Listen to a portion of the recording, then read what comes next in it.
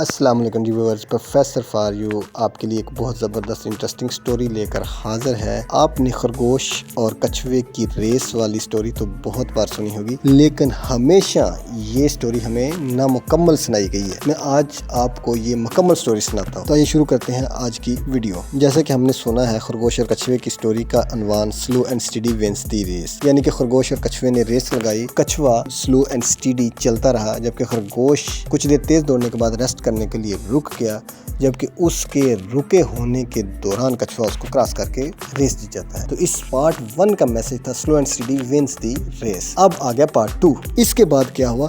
خرگوش کا ہو جاتا ہے دماغ خراب، کیونکہ وہ اپنی غلطی کی وجہ سے اور بے دھیانی کی وجہ سے ریس ہار جاتا ہے، اور اس کو اس بات کا غصہ بھی ہوتا ہے کہ میں تیز دوڑتا تھا جبکہ میں ریس ہار چکا ہوں۔ تو وہ دوبارہ کچھوے کے پاس آتا ہے اور دوبارہ ریس لگانے کے لیے اس کو ایگری کرتا ہے۔ ریس دوبارہ لگتی ہے، اس بار خرگوش بہت آسانی سے ریس جیت جاتا ہے۔ اس پارٹ 2 کا میسج یہ ہے کہ غلطیاں دھیان میں رکھو، دہراؤ مت۔ جو بھی غلطی کرو ایک بار ہو جائے، دوسری بار اس کو نہیں کرنا، دوسری بار اس کو ذہن میں رکھ کر اس کو جسٹیفائی کرنا ہے۔ اب دونوں ایک ریس جیت چکے تھے اور دونوں ہی تھوڑا تھوڑا موٹیویٹ بھی ہو چکے تھے۔ اب کچھوا خرگوش سے کہتا ہے کہ ایک بار اور ریس لگاتے ہیں، اور ساتھ کچھوا یہ بھی کہتا ہے کہ اس بار ریس جس راستے پر لگائیں گے وہ راستہ میں منتخب کروں گا۔ خرگوش کہتا ہے ٹھیک ہے، تو کچھوا ایک راستہ منتخب کرتا ہے اور ریس لگاتے ہیں۔ ریس شروع ہوتی ہے، تھوڑا فاصلہ طے کرنے کے بعد اسی راستے میں ندی آ جاتی ہے۔ کچھوا بڑے سکون سے ندی کراس کرتا ہے اور ریس جیت جاتا ہے،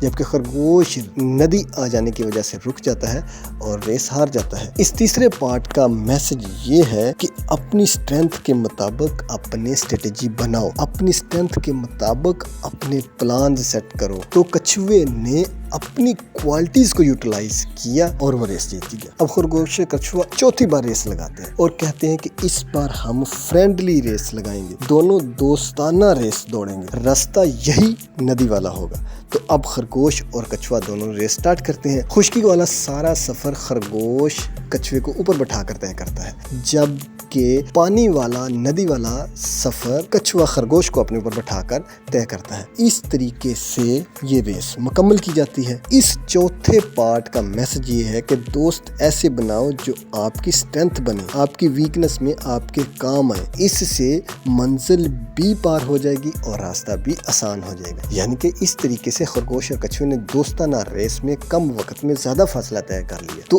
اس لیے ہمیشہ آپ نے اپنے ساتھ ان لوگوں کو رکھنا ہے جو آپ کی مشکل میں کام آ سکے، آپ کی مشکل میں آپ کو سپورٹ کرے، نہ کہ ان لوگوں کے ساتھ، ان دوستوں کے ساتھ زندگی گزاریں جو ہمیشہ آپ کی ٹانگیں کھینچتے رہیں، جو آپ کو حوصلہ ہی نہ دے، جو آپ کو تھپکی نہ دے، جو آپ کو سپورٹ ہی نہ کرے۔ ایسے دوستوں کو ہرگز اپنے پاس نہ آنے دے، ورنہ آپ اپنی کامیابی کے راستے سے بھٹک جائیں گے۔